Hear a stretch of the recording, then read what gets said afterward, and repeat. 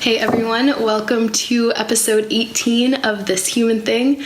This is a podcast where we're talking about this human experience that we're all going through to offer different perspectives as to how we can navigate this human life with more clarity and more intention and more love and all that good stuff.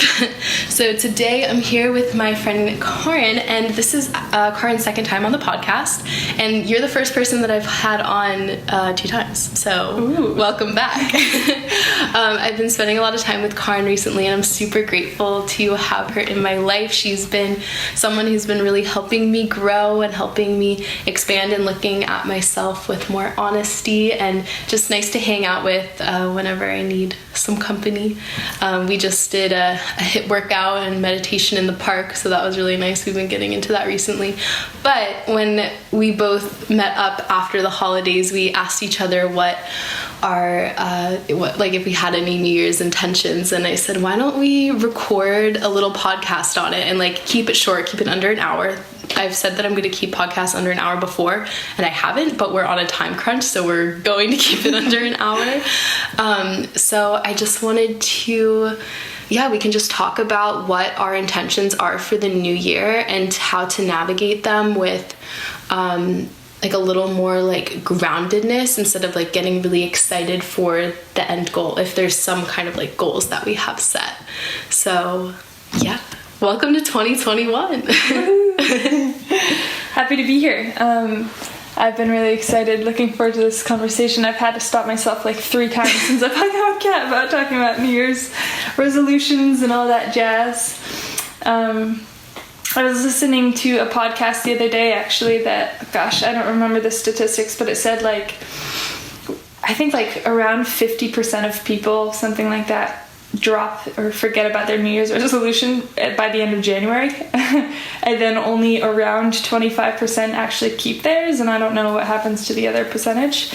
But intentions, man.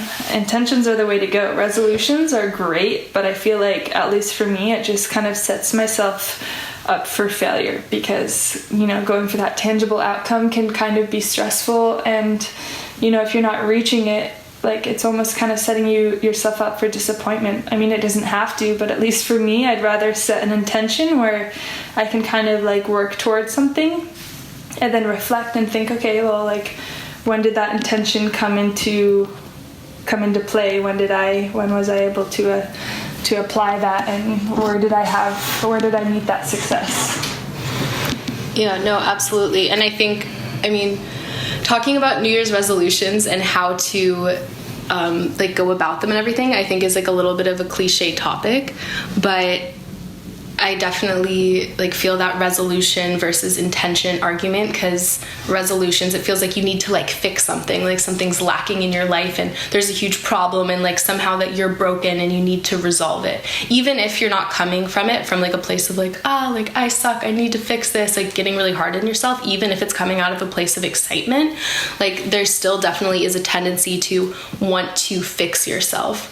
And I think that when you're trying to create change in your life, again, it's much easier said than done, but starting from a place of love and acceptance is just so important, because otherwise, so if you start from love and acceptance, any kind of growth that you make, any kind of progress that you make, even if it feels you might be going backwards, you're just continuing to expand and grow. But if you're starting from a place of a deficit, then you're constantly going to be disappointing yourself when you're not reaching that fixed version of you, I guess, if that makes sense. Absolutely. And I don't even do that in New Year's resolutions. I do that all throughout my life. I'm constantly trying to fix myself or fix my life or fix my relationships, whatever it may be, and that gets you nowhere. Right. Yeah. I think I said this on the last podcast. I used to have this to-do list on my phone where it's read 5 books this month, go on this many runs, do this many HIIT workouts, no sugar, no alcohol, and it was all these things that I felt I had to do in order to be a better person. Mm-hmm. And it was so stressful, and I was always just slipping up here and there and just eating a cookie and then getting mad at myself for not, but if you can have enough willpower or discipline to set kind of like a goal more so in an intention to... Oh, I thought that was a raccoon. Outside. Yeah, it's a cat. Oh, yeah, there's a lot of cats that live in the swamp. It's not a swamp, it's like a marsh behind my house, which is a beautiful view, but there's a lot of wild cats that live around there, and they proliferate, and it's actually a bit of an invasive problem. So wow. Yeah. And actually cats, I learned the other day, house cats are destroying bird populations. Really? Like, yeah, really badly, worldwide. Oh. Yeah. Well. Not something I wanted to hear as a cat lover. Where was I? Oh, I think just, you know, setting those intentions to just be nice to yourself, and, you know, like I said earlier, just having those kind of milestones where, you know, you can be completely successful, or you can slip up a little bit, but at least, like you said, you don't have that deficit where you're just like disappointing yourself, or just like not reaching that fixed self.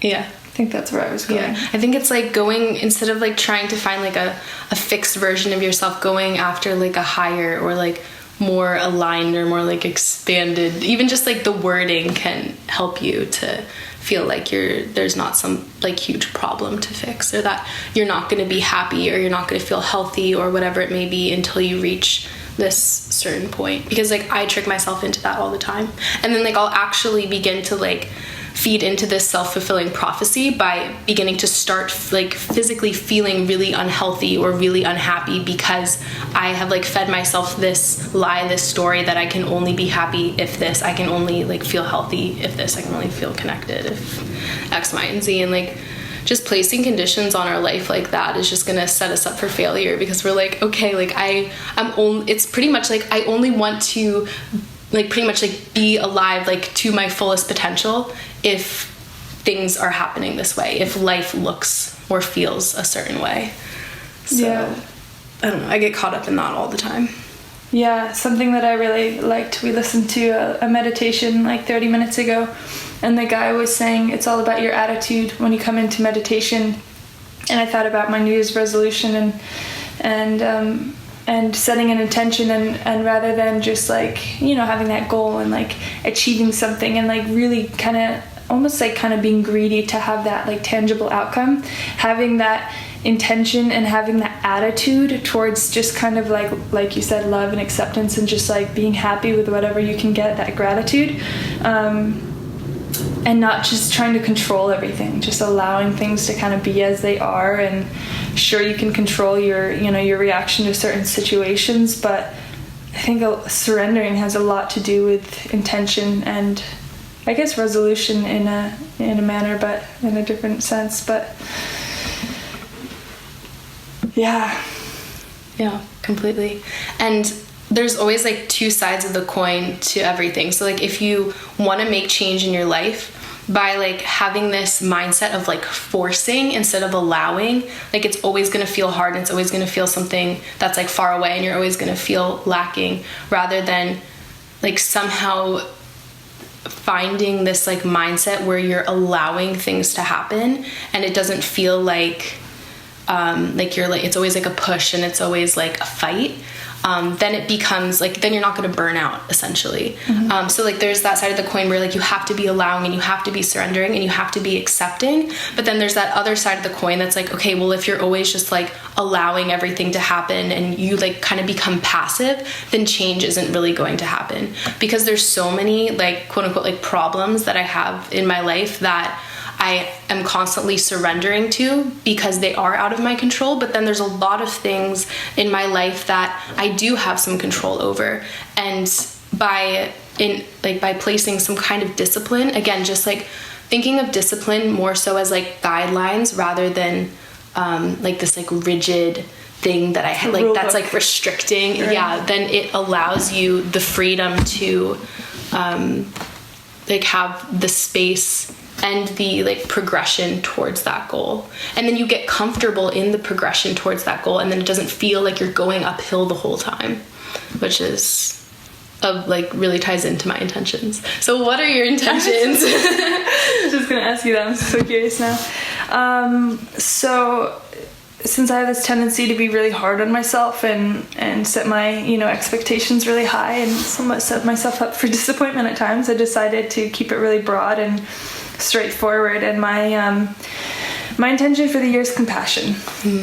I think that I would like to just try every day to become a better and better person, whatever that means, whatever it takes. And I know that compassion can apply to so many aspects of my life towards, how I treat others, how I treat myself. And I believe that, with compassion, with love, with acceptance, because compassion is kind of an umbrella term for so many positive qualities. I think that it makes things simpler, it makes things kind of easier. And lost my train of thought a little bit.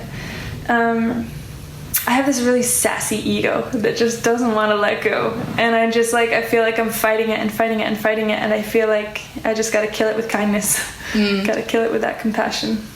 I'm definitely the same way, and I think it's because we're different in many ways, but we're similar in a lot of ways. And I think that we both have these perfectionistic tendencies and these high ideals and high expectations, which is beautiful because we're dreamers and we also put steps to our action. But then because we have these huge dreams, they can often feel far away. And then that critic comes in that's you're not being perfect, blah, blah, blah, blah, blah.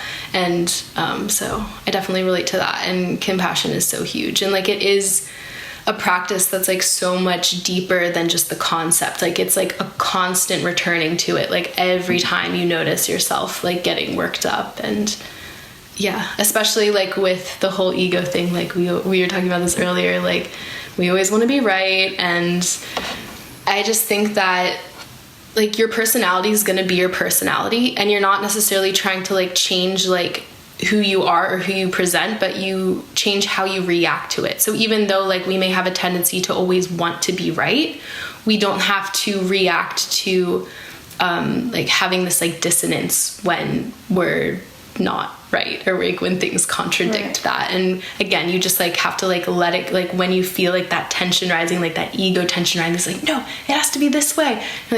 You have to pause and be okay, well, it's not, sweetheart, right.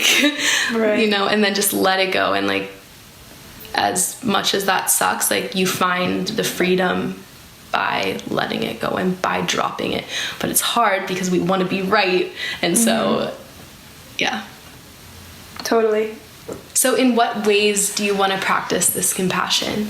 In so many ways, since compassion encompasses so many different kind of qualities, like I said, and so many, it can be applied in so many different scenarios. I think that first and foremost, I need to be nicer to myself, because that's going to reflect how I treat people and, my attitude towards, activities and things that I take on, projects and ideas and dreams. And I think that it's kind of applying compassion is kind of includes a few steps. And I think, at least for me, first and foremost, it's surrendering. If you are caught up in a moment where things aren't really flowing so smoothly, you just have to completely surrender and then see what is lying. Just kind of see what's, surrender to the situation, see what it is, and then from there take the next step. Is it acceptance? Is it letting go? Is it kind of just moving on in a certain way? Is it basically, it just, in all different ideas, it's just kind of surrendering and just letting things be, trying not to control, and just taking whatever action is necessary, which is generally just moving out of love and seeing, I had a conversation with my sister this morning. I've just been getting kind of aggressive lately with things that she does. I get kind of upset really easily. And it's so silly. I just she'll do something and I get annoyed, and then I just feel frustrated and aggressive and just mad, and I want to walk away. And after we talked about it, she was why don't in those situations you just come up and hug me? And I was oh my gosh, that's the last thing I'm gonna want to do. But that helps you let go. I've noticed that, because yeah, anytime that I get super annoyed or super angry with someone, like even just like the thought of a hug, even if I'm too prideful to do it, I'm like poison. I'm just like, oh yeah, it's not so bad.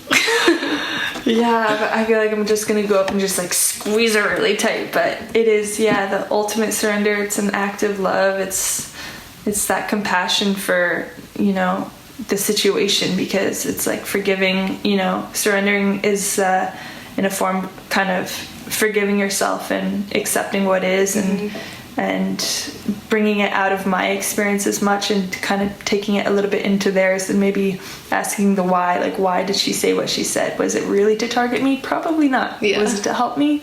Probably. I mean, not in all cases. We're sisters. We have our rifts, but that is my intention. I think that's gonna make me have a much more positive year, much more productive in so many ways. If I can really apply it as much as I can, which is what I want to do. What about you? I love that. So a similar theme. So it's funny, the past couple years I've like set themes for my year, and it's like really they've really come to fruition and like manifested in a lot of different ways, and a lot of my experiences I tie back to that intention. So in 2019, and like all of this is like when I just started getting like really, really, really committed to just like wanting to experience life more truthfully and not getting so caught up in the world. So like, being in the world but not of it, being able to detach in a sense from being like so like in the situation, in order to connect more deeply without any resistance. So anyway, in 2019, my intention was love. And a lot of that was just learning how to be more open emotionally and be more intimate and express myself more accurately to myself and to other people. Because even though I was completely unconscious of it, like I was very, very closed off emotionally. Like I hadn't cried in years. Like it was really hard for me to admit to myself or admit to other people different like intimate feelings that I may be having.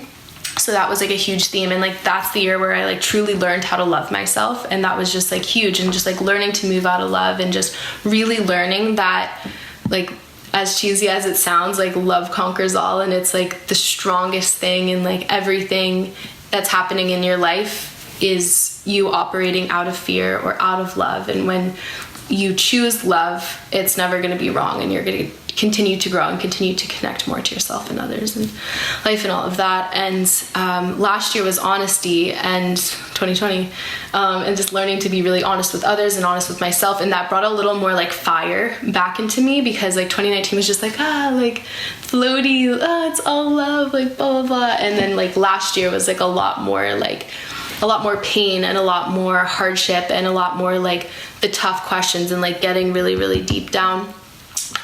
Because you were being more honest? Yeah, because I was being more honest, and that's uncovered a lot of like really beautiful things and helped me to experience life with so much more clarity, and allowed me to love even further, because there was like certain layers of like lies and illusions that were like clouding my perception that weren't helping me see clearly. And like it was like ripping off like a lot of band-aids, and it was painful, and sometimes the experiences that were making me more honest were like beautiful ones, but most of them were painful. Sometimes ripping off a band-aid feels good, depending on the part of the body. Yeah. I mean, I like look back at all of them with gratitude, but then at the same time I'm just like, God damn it, like why can't I just like learn lessons in like nice ways? I think it's just because I'm so stubborn, and that like I will only like really listen when things are hard. But maybe that's just like a story I'm telling myself. Anyway, so moving into this year, it was like I was like going through like a really, really tough time the month of December, like just like very dark, like very anxious, very sad, like feeling very out of touch and disconnected and lonely and like all of these things, and like hitting like a lot of rock bottoms. Like my anxiety was like getting really, really bad, something that like I hadn't experienced at this level. Like I've always been like a worrier and like a very like in my head kind of person, but when like I'm in flow with life and things are going well, it's not so evident. And because like I'm a big dreamer, that means that like I'm kind of like in like fairy tale land a lot. But I feel like the way that I express myself on the exterior is very like cool and calm and collected and like fun and like so that's how I see you. Yeah, so there's like and like I am that way too, but there's like all these moving parts. And so there was like a point in December where I was just like, I was getting like really annoyed and angry at everyone. Not like everyone, but certain people I was just getting really annoyed and angry with. And granted, some of these people were being really annoying and I had grounds to be angry at them, but there was just like very factually like nothing I could do to there wasn't an action to take to like quote unquote like solve the situation or fix the problem, because it was a matter of like people we like weren't seeing the same. So I can't just be like, no, like look, it's this way. Like that's not going to happen sometimes. And so getting like so angry and wrapped up in that, and then just realizing like I'm only hurting myself. I'm like, why am I like ruining the moment by being angry at this person or being angry at the situation or being angry at myself? It's just like spoiling it. And like, as cheesy as it sounds, I'm like, we only have one life. Like, I don't want it to like all race by like me being like bitter and angry. Even if I have a reason to be, it's just honestly not worth it. Like, I just want to choose to love. I don't want to choose the fear. Right. And because like any like quote unquote like negative emotion is like always going to trace back to fear. And I'm just like, fuck that. I'm like, it's not worth it. And so I just had to like let it go and just return to like that love, even though I didn't want to, because I just wanted to be right. And I was like addicted to like that cycle of like, oh, like this person sucks, or like this situation sucks. I'm like I'm returning to like, I don't know what's happening. I can't understand. But even if I'm going to be in a shitty situation in life, I would rather just be happy anyway. Like, I don't know, like even if the worst possible situation happened and like I end up living in the swamp behind my house, diseased and homeless, like I'd rather be diseased and homeless and happy rather than diseased and homeless and like mad about it. Yeah. So, anyway, sorry, I've been really talking for a while, but so returning to that space of love has been really, really, really important. And then out of that space, since I'm not so clouded with like, this is attacking me and this is attacking me, and like, and it's not as explicit as that, but just kind of like falling into that victim addiction thing, and just letting that all go, choosing to be happy, choosing to return to love. And then out of that space, really like committing to devotion. So that's the theme of this year for me, is devotion. And when I was angry at those people, I was like, you know what? Like, this is just another person trying to move through life and doing their best. And am I going to add to the separation of the human species by like trying to like be mad at this person? I'm like, no, I'm just gonna love and accept them for who they are, where they are, maybe not condone their behavior, but just accept them as they are, because like, why not? Like, it's just not worth it. And so in that same way, like when you're really devoted to someone or devoted to something, like that could be like a romantic partner or a friend or yourself or like a belief, you aren't placing conditions on that relationship. It's unconditional. The love is unconditional. And that doesn't mean that you just let everything like slide by. Like if there's an issue or a problem, like you want to address it, but like that love isn't diminished any. So applying that devotion to myself to better myself and my mental health, and I'm devoted to the people in my life and not letting my ego get in the way of my relationships, and just like really enjoying like connecting like to the person that I'm spending time with and not letting that moment be ruined. And yeah, so that is really powerful. And the way that I'm kind of like grounding that devotion down into like more physical stuff is just like getting down to those like really like grounding principles of life. Because even though like I like feel like I'm a really loving person and I'm a really honest person and I'm like a big dreamer and like I feel like connected to life, like something that's always been out of alignment to me is like my root. So like because I like I'll kind of like ignore my like grounding. So like physical grounding, like, oh, what is my housing situation? What is my job?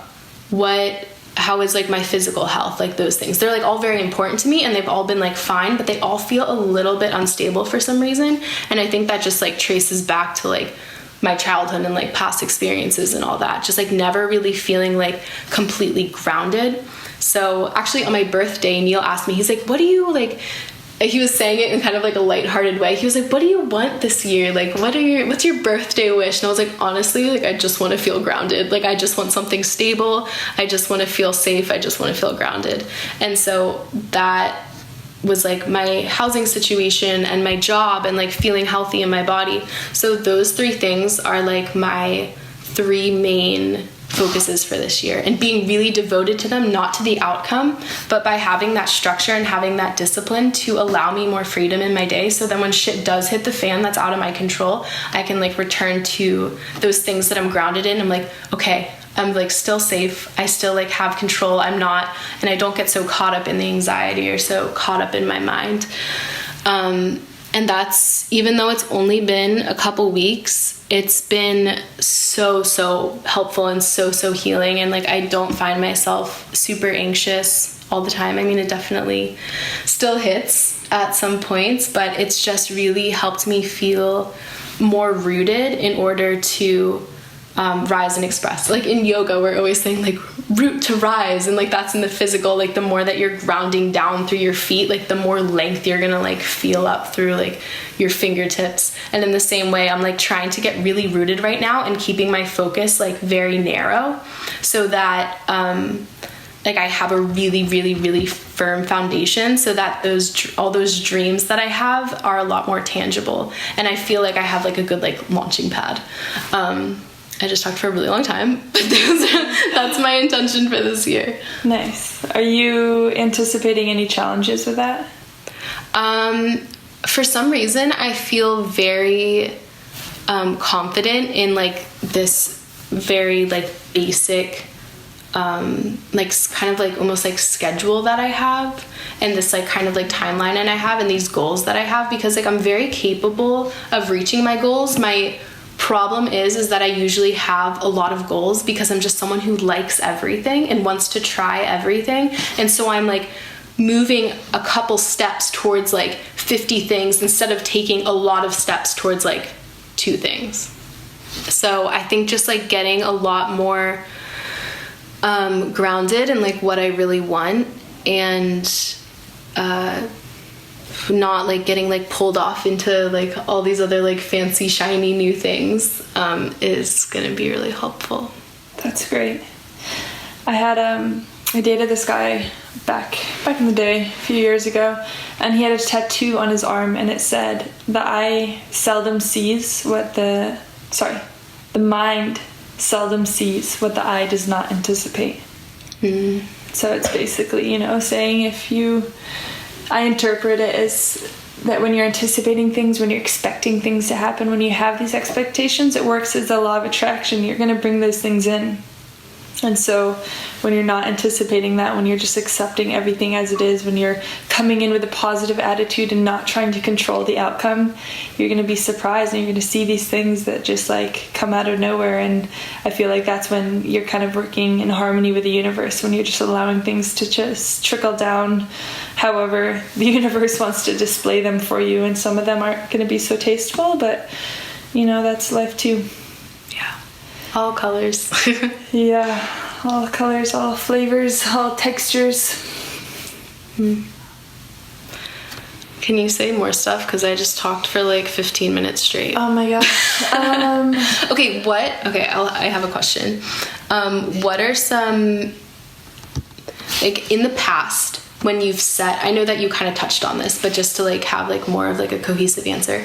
In the past where you've set goals for yourself and you haven't met them, or somehow you've like fallen off the wagon or like not gotten there, like really beat yourself up over that, and comparing that to goals that you have met, what do you think the difference was? Ooh, great question. Gosh. Just off the top of my head, I mean, I'm sure I could answer this in so many different ways, but off the top of my head, my first, response to that would be the ones that were unsuccessful were the ones that I set kind of in the, I don't know, I guess expectations or needs of the like society. So the goals that I used to set were moving out of fear because I wanted to be smarter. So I wanted to read more books. I wanted to be beautiful. So I wanted to tan more in the sun. I wanted to eat better. I wanted to exercise more. I wanted to deepen my yoga practice in order to have a better understanding and more capabilities as a teacher, rather than just like allowing things to like come at like the rate at which things normally come in life. I mean, you can be a go-getter, but you can also just kind of like allow things to come. I think it's like a dance. Like you need both of those. You do, yeah, but you can't drive yourself crazy over it. And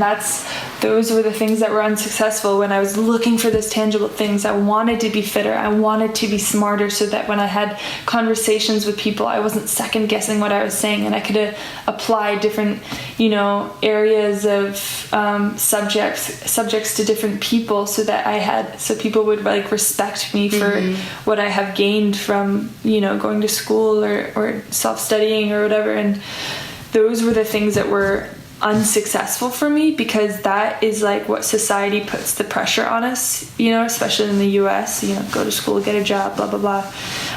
But across the world, across the globe, I think those are generally the things that people want.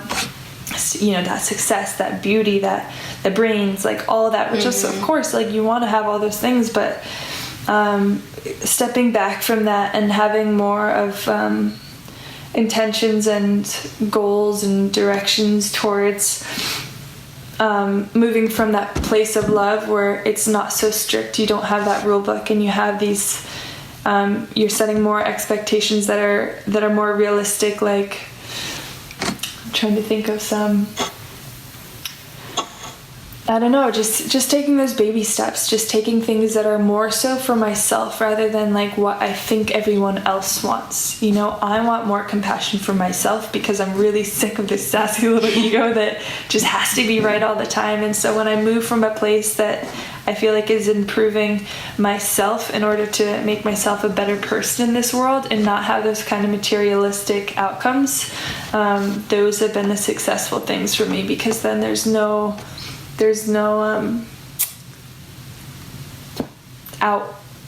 tangible outcome. Like I've been repeating, I feel like there's a better word for it, but there's no, it's like maybe like you're not looking for anyone else's approval. Yeah I think that was a big thing for me. And a big challenge that I've had with that is that when a certain situation arises where you have a reaction, I have that reaction, and I keep needing to remind myself that this is my choice. Anytime you react to a situation that's like kind of a negative reaction, that is your choice. If your car gets a flat tire, that's completely out of your control. You can be super, super mad about it because it sucks, but that is your choice, and you are deciding to suffer, even though you're like, no, this is not my fault. I didn't deserve this, blah, blah, blah, blah, blah, blah, blah. That is your ego. And if like you can just allow yourself to be like, okay, I'll walk today, or, if that's available, or if you can just like choose to react in a more, I don't know, calmer state or just a more optimistic way, you have such better outcomes in so many aspects of your life. It's so hard though. So hard. It's so hard. But you find that it's actually easier to stop fighting everything. Yeah. And there's definitely a time to fight, but it's not every second in these like day to day. It's like not in like battling your mind all the time. And yeah, I don't know. That's like something for me that is the thing that really teaches me, is that I'm like, oh, this just feels a lot better. It feels a lot better to be more open to situations that are happening that are out of my control, and like choose to react in a less like something's like threatening me, taking things less personally, and I am like assuming that it's maybe natural that it feels that way, that it feels better to react in ways that aren't causing tension and causing you to like become separate from whatever situation you don't want to be happening. Of course. And also I think that's like super wise, that distinction you made of doing things for yourself in contrast to doing things for an ideal, maybe. Because I also notice, like, if you're doing things for yourself, it doesn't necessarily look a certain way, but it's like staying with yourself, like all of those little steps of the way, and there's no timeline. You don't need to reach a certain goal by like a certain date. You don't need to have this like run its course and you have resolved the issue at the end of the year. It's like it's not that. It becomes a habit, and then once that becomes who you are and becomes so ingrained in your life, then you don't have to think about it anymore, and it creates a space for you to, again, like slowly with time, with intention, begin to work on other things, and in a way that it feels easy and it feels good and it feels like it's something that you want to be doing, not something that you're doing out of obligation, like we talked in the beginning, because you're lacking. I think that's really powerful. Me too.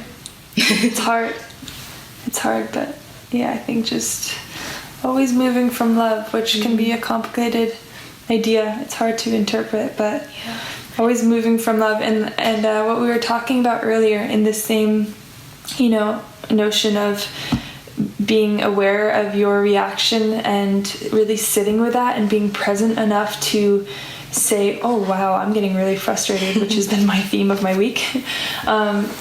Taking in, like, having that presence enough to notice your reaction.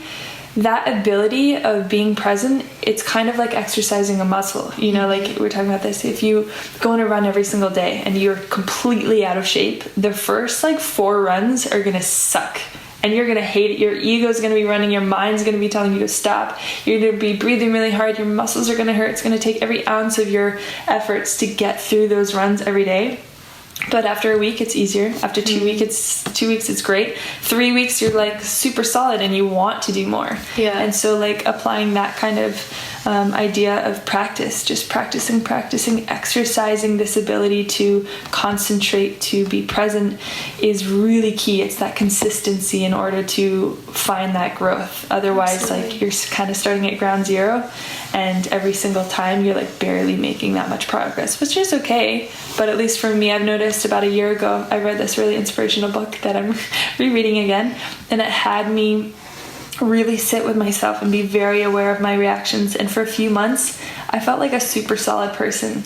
And then it just kind of started slipping away as, shit kept happening to me, and I was having these struggles, and I started playing the victim, and I got further and further away from sitting with myself and being mindful. And I'm finally now getting back to being okay, bring it back, start exercising that, because I got to be consistent. Mm-hmm. Once you stop running, it just, you don't want to run again. Yeah. You got to keep running to keep it easy. Even if you're not a runner, you can apply it to something else. Right. And then it's if you actually do like running, you just haven't run in a while, but then once the running starts to feel easy, you're just yes, and then you want to go do it. And it's the same thing with any self-improvement. You're going to start to want to go do it. Right. And then it's not hard anymore. It's not forcing, it's not fighting anymore. So that's super important. Eating healthy food too, for me, is a big one. I am a very healthy person, but I kind of go through times where I slip up and eat a lot of sugar and it feels good, and then I'm just craving sugar all the time because it's addictive. But then when I go through those periods where I'm not doing sugar, I'm speaking specifically of sugar because that's my biggest weakness, then I just I don't like it when I come back to it. I come back to something that's like a donut, and I'm this is good, but I'd rather have fruit, because you adapt, you change, you grow, you progress when you're putting it into practice. Mm-hmm. Absolutely. Something else, when you were talking about what works to reaching your goals versus what doesn't work, something that's very related to what you said, that I was thinking about while we've been talking is my why. Why do I want this change? What is this going to bring about in my life? And I found that when I want to bring about a change because, like you said, like I'm trying to please another person, I'm trying to please society. I want to change the way that others perceive me, the way that I look, the way that I act, the accomplishments that I make, or even if I'm just trying to prove something to myself. I think like trying to like prove or trying to like be accepted and like be seen and like feel comfortable, like all of these things, like we talked about in the beginning, like operating out of this place of lack and fear. But when I set a goal because my why is ultimately the reason that I want to make this change is so that I can love more and so I can serve more and so I can connect more. And I make it not about me. I make it not a personal thing. It's not like I want to get really healthy and get really fit because like I want to look good and I want to feel sexy and like I want other people to like think that I'm hotter and like all these things. But if I'm like, no, I want to be healthy and I want to feel good in my body so that like I just like have more energy and more confidence to just like be out in the world and like not be thinking about, like not have my mind consumed about like what my body looks like or like what I'm doing.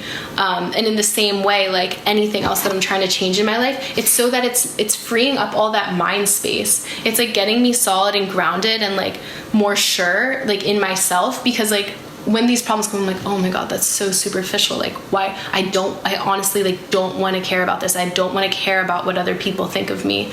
And just like putting all of that to rest and like working through that like very intentionally so that I don't have to go learning the same lessons over and over and over again, so that I have the space to like really serve other people and really love other people and really connect to other people and making it not about me. And that's been really good. And that ties back into that surrender and that forgiveness. You have to make it not about you. And that's, as we've been talking about, like that's how you like let the ego calm down. You're like, okay, it's like it's not about me. And even in a sense of okay, hopefully this doesn't get too abstract, like layers of yourself. So you can kind of like when you say like, oh my God, like I love myself, it's kind of like maybe like your soul speaking to like your human. You're like, oh my God, like this, like, oh, like cat, or like, oh, Kärin. You're like, oh, like I love myself, like this is so cute, look at this little human trying to figure it out, like you go, like that's great. Like even having that same relationship to yourself, like maybe it's like ego to like your humanness, or like soul to your humanness, and like not making it like about me, not making it about like the ego or like my thoughts are like having to be a certain way, and speaking to yourself, like your human self, trying to go about this life with that same compassion and that same like, I just honestly want to do what's best for you.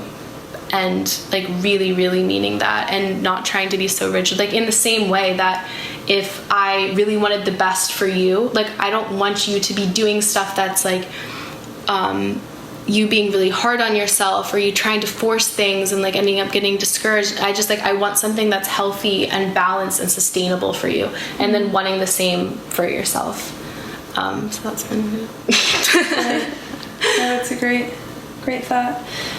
One more thing I wanted to share for anyone listening, which I think is an important concept as well. We've been talking quite a bit about like our mental health and our mental processes, which of course like kind of steers everything. But I think along with all these, if anyone is considering, taking up some of these actions of like being a little bit nicer to yourself and like making things more attainable by asking yourself why, and dropping into that state of non-reactiveness, if that's a word. Yeah. Non-reactiveness. Make it a word.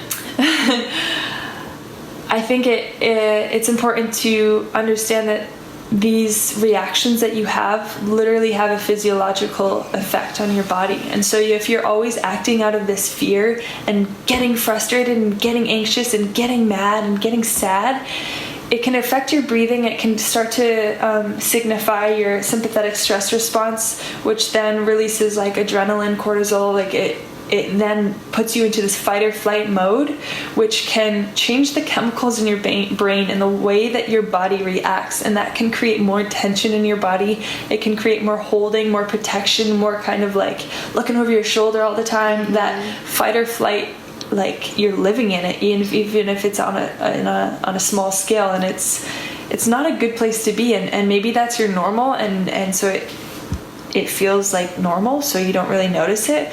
But once you start to get into that space where you're taking a deep breath, you're choosing to move from love, you're choosing to move with happiness, breathing, and really being aware of your reactions and moving with kindness and compassion, you then start to trigger the sympathetic nervous system, which can override the parasympathetic nervous system, which could override the sympathetic nervous system. So that rest and digest. So when you tap into that, your heart rate starts to slow down, your racing thoughts start to slow down, the anxiety decreases, the fear decreases. You're not releasing that adrenaline and cortisol anymore. And if you're on the end of the spectrum where you usually move out of fear, like a lot of people do in this world, once you choose to move with love and you start to understand how to be non-reactive, you start to feel better. You start to literally, the physiology of your body changes, and you feel lighter, and you feel happier, and your digestion improves, and all your bodily functions improve. You have clarity, and it's just so much easier in like every aspect to move and function. Absolutely. And when you're in that heightened, contracted state, it becomes like this like feedback loop of my body is tense, now my mind is tenser, and now my mind is tenser, now my body is even tenser, and then it just begins to continue to intensify. And it's also so interesting to like look at this just from like taking a step back and looking at it objectively and being like, dang, like what a mystery that humans are so inclined towards this contracted state. And it really should be the natural and easy thing to be open and to be expansive and to be living out of love instead of fear. And like that's the ultimate mystery. Like, what is this human existence? Why do we suffer? You know? But I think that we don't have those big answers, but bringing consciousness to the fact that we really do have the conscious choice and ability to begin to make that shift. And it's the journey of a lifetime, but really the journey of the lifetime is like, how can we move more towards love, and how can we move more towards connection? And it's really cool. And thank you for bringing all of that up, because that's like that's super important for sure. And like tension is what leads to so much disease and like inflammation and all of that stuff. Pathology. That is disease. It's disease in the mind, it's disease in the body. And even just by like being happier, you're less likely to get sick, which is so funny. Oh my gosh, it's so crazy.